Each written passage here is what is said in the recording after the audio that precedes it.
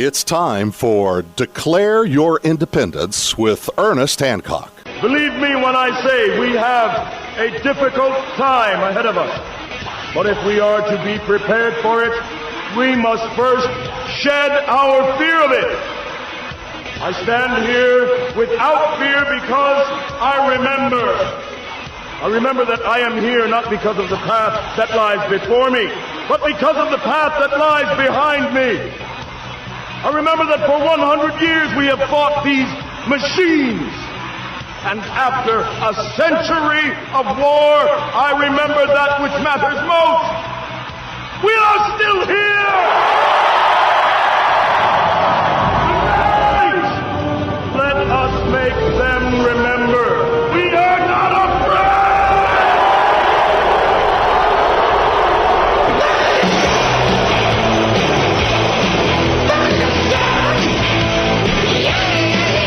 No fear, no fear, no fear, no fear, no fear. On Declare Your Independence with me, Ernest Hancock, here in Phoenix, Arizona, from the BEA beautiful studios of Freedoms with an S, freedomsphoenix.com. Who do I got in the house? The house, Cindy Sheehan, Tour de Peace, tourdepeace.org, warisacrime.org, Tour de Peace, warisacrime.org. You know what?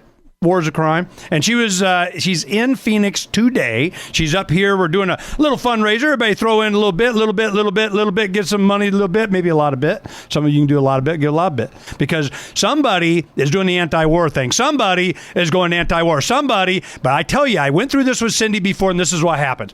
Ooh, Cindy's really good at this, so guess what we're going to do? We want to lump all our stuff on to the coattails of Cindy. We're going to ride the Cindy machine. As long as they can keep it about peace, about anti-war. They want to bring on everything else, and I give you a perfect example of that. But we're going to talk to Cindy. She's going to explain what happened today while she's at U.S. Senator of Arizona, Mr. John McCain. He's out there, and they had big crowds, and they were cheering, Democrats cheering John McCain. Cindy, you got to help me out. How did that happen? Hi, Ernie. Well, we had a protest mostly against drone strikes and the drone program. There were several dozen of us out there, and I guess there was a vote in the Senate. I've been riding my bike across the country from California, so I haven't been really paying attention that much to what's going on because it really doesn't have any effect on my life anyway. So there was a vote in the Senate about, I'm pretty sure it was about background checks for guns or something like that. Right. And McCain voted yes, the way the Democrats wanted him to vote. And your other senator voted no, the way the Democrats didn't want him to vote. And so they were protesting Flake, but thanking McCain. And I'm like, McCain has had decades of being a war criminal and has never, ever, ever met a war he didn't love or a military appropriation that he didn't love. I mean, how can you negate decades of that because he voted one time the way you wanted him to vote? And he came out. I mean, we were right in front of his door and he didn't come out and say hi to me, but he went out and greeted the Democrats and they were cheering him, and I got on my bullhorn and I was just like, what about the wars? What about drone this man is a warmonger, he's a war criminal, and you're applauding him. Seriously, are the Democrats going to vote for him? When he's up for re-election, are they so happy with him that, now they're going to jump party loyalty? Who were the Democrats that were there? Who were representing what? It was called Organizing for America. It's like Obama's PAC, isn't it? Yeah, it's like, and they all had these wonderful Obama shirts on and everything. And okay, these are the people who were anti-war when Bush was president. And if McCain were the president doing what Obama's doing, they would have been on our side, not applauding McCain. Okay. Yeah, you're talking, you and I are both experienced activists. We know how much BS this all is, okay? When you're at Camp Casey and you had the Democrats up there, we're going to stop, but we need to stop, we're going to have any war, can't vote Democrat. Right. Democrats get in, what did Pelosi do? She, first the Congress did was approve the surge to Iraq and fund the wars. Yep. And not hold anybody accountable from the Bush administration. Have you been able to explain to the people that there is no separation? You know, you get high enough up on the pyramid, it's the same guys controlling both sides. Right. You know, you have somebody come in, I can see it building up again. Here comes Cindy. She's going to go out and kind of, let's focus on some of this anti-war. I think some people are against a war. We shouldn't have a war. And then here comes Ron Paul and Dennis Kucinich focusing on peace and prosperity thing. Here it comes. So who are they going to have out there that's out on the street doing stuff? Well, of course, they'd like attention to come to them. But here's Cindy out there riding her bike, going across the country saying, yo, what's up?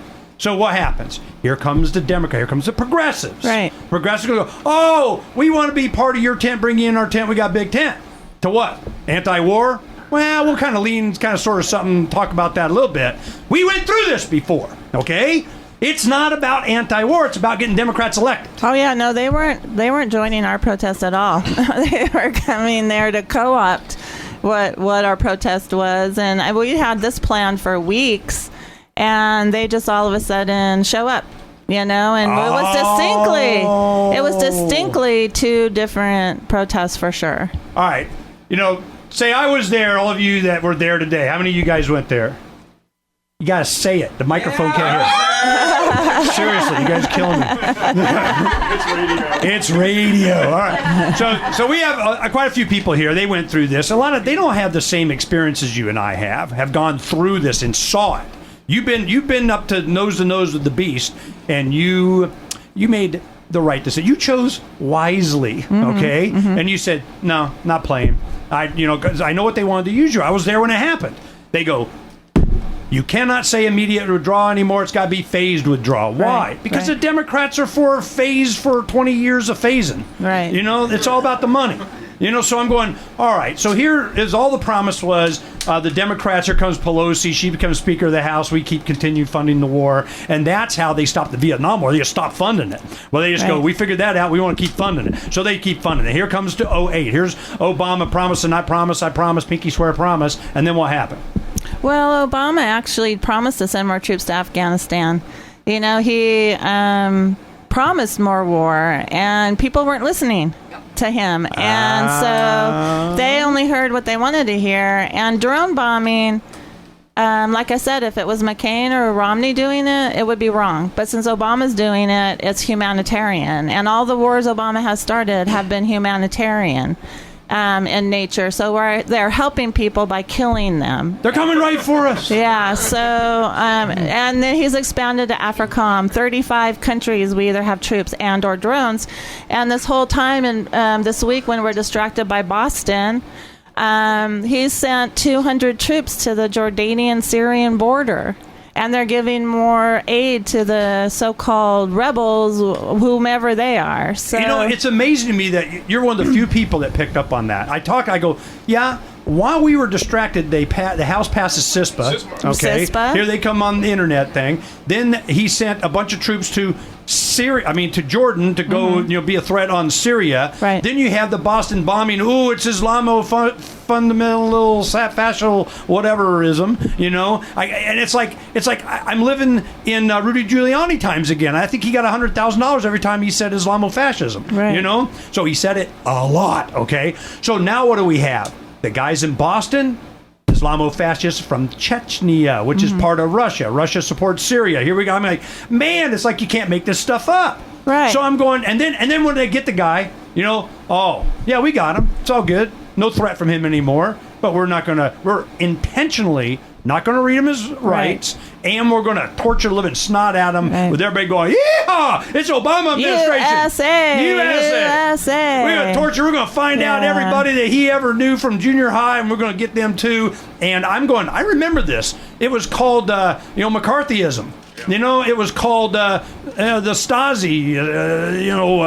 Kim Jong is granddad. It just goes on and on and on. And I'm just this mentality cannot sustain itself. But it's the left, because Obama happens to be president, that they're going to jump all over your effort to try and keep the left together, to keep voting Actually, Democrat. there has been no jumping on the effort. I'm by myself riding my bike across the country, and that's what I'm saying. All these things are happening, yet I'm riding my bike by myself. Well, I'm the only bike rider. I do have 2 people helping me. But if it were McCain, again, I hate to keep saying this, if it were McCain or Romney doing it, I'd have hundreds. I'd have hundreds of people riding with me instead of myself. How is it that, I guess that was the deal. Think about it. Here's the politics. They want to make sure they get the right video on this, is that you have Cindy Sheehan doing Tour de Peace, comes through Phoenix, definitely wants to, there's plenty. We did get some good media, though, I must say. We did get good media at the protest, yeah. I'm glad you came. And the thing is that, it's anti-McCain.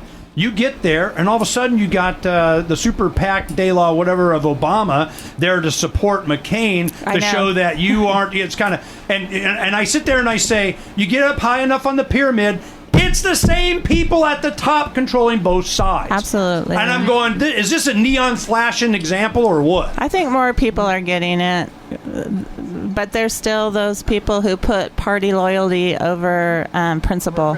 Yeah.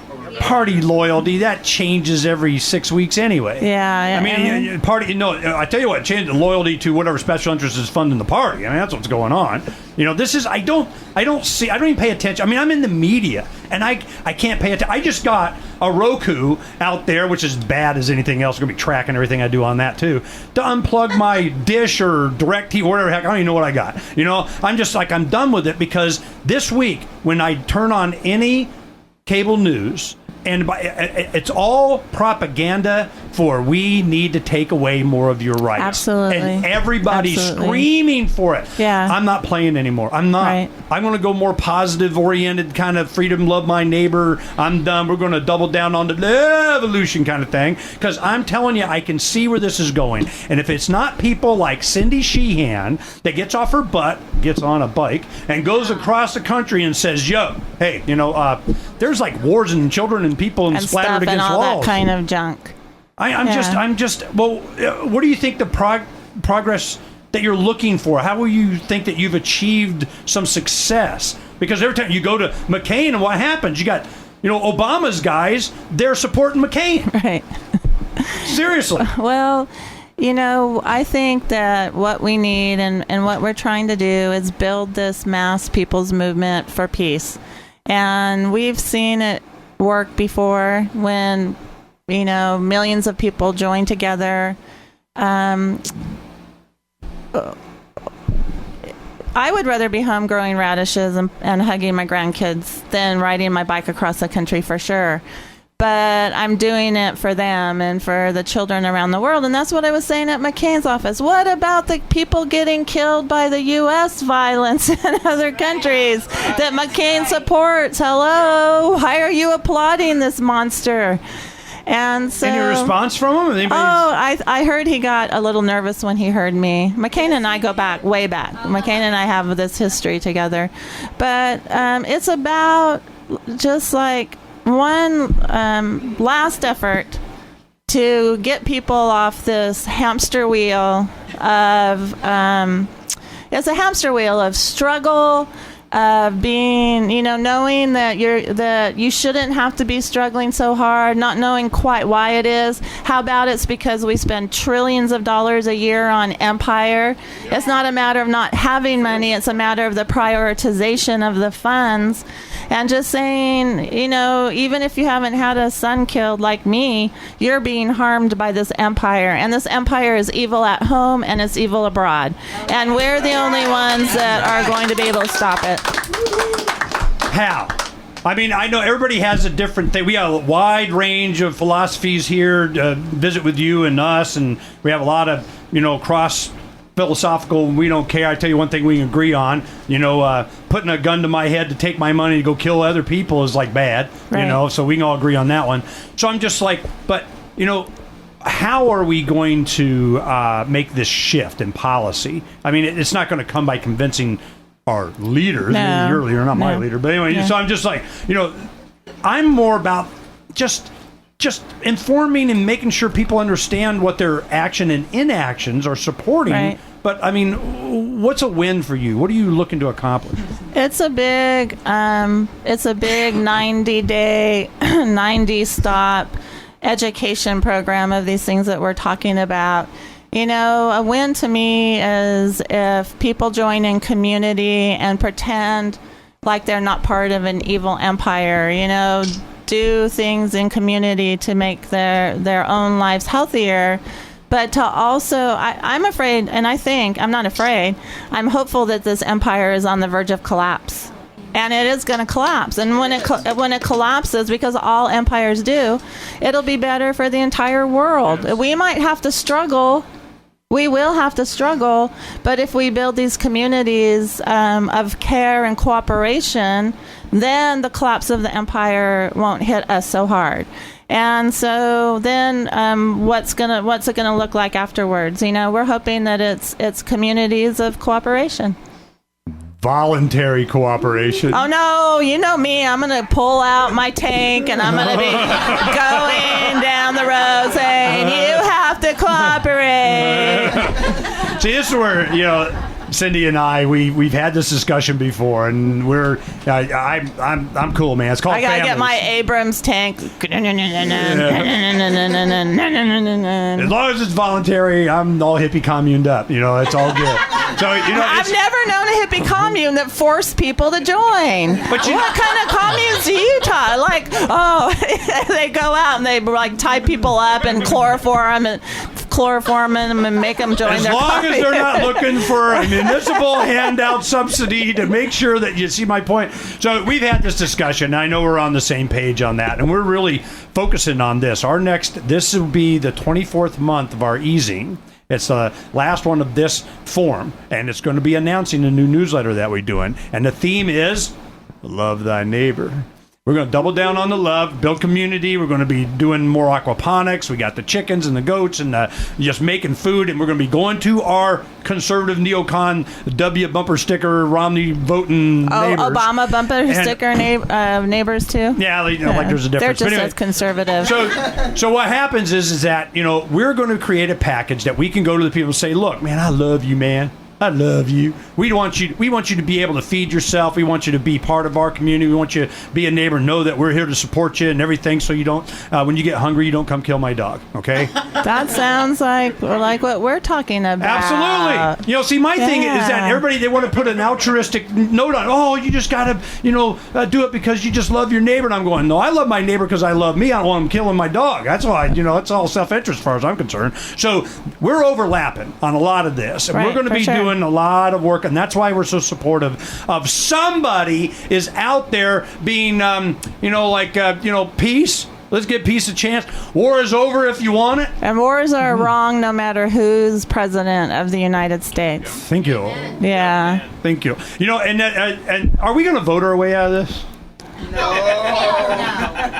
Well, maybe this time, just like in 2016, maybe against all evidence and history that if we all vote for a Democrat or a Republican, that things will be better.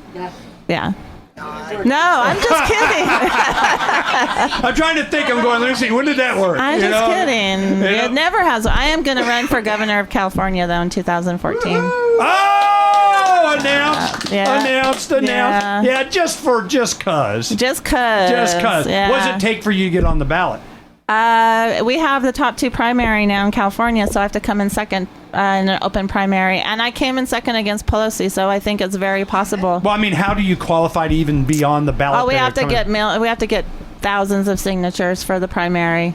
Well, do you know how many? I mean, is it like a billion trillion, or is it, 3,000? I don't know for sure, but it's a lot. Maybe like 26,000 or something like that. Yeah. Wow. Maybe even more. We had to get 10,000 when I was running against Pelosi. Oh, yeah, it'd be grins and giggles, though. Yeah. Grins and giggles. Yeah, anything else you want to make sure people know? We'll get this up tonight, tomorrow, and it'll be out by, Monday, and make sure everybody knows what's going on. Our route is posted, and every stop is posted on our website, tourtopeace.org. So if anybody wants to come out and ride for a part of the way or the rest of the way with us, we're having, and we think we're doing a lot of good, but we're also having a lot of fun too. So we're camping along the way or staying in people's houses. We've met a lot of great people. And I think that the most important thing, even if we're not going to see our end goal when we're alive, is to register our opposition to what our government is doing. It means so much to the people in Pakistan and Afghanistan and Iraq. And there he is. Yeah, I thought you weren't coming. I heard. Oh, is it Charles? No, he didn't want to do radio. Oh, okay. He's like, all right, Charles, come say your name on there. Just say you did. So anyway, It means a lot to the other people that they know we're opposed to what our government's doing. Hi, my love. So great to see you. You too. Charles Goyette. Yay, Charles. Yeah, that was it, man. He's like, he goes, no, I'm on vacation. I'm taking the day off. Damn it. No. He was coming. He just didn't want to do the radio. Okay. So I wanted to make sure that you had an opportunity to express yourself and what's going on, and that you have a wide range of support from a lot of different philosophies that overlap on this. Can we, not kill people in my name? Absolutely. With my money. Can you just please stop killing people here, stop killing people abroad. And quit cheering guys like McCain. Yeah. I mean, what we're doing is killing each other for the 1%. Yeah. And that's got to stop. Amen. Cindy Sheehan, tourdepeace.org. Thank you.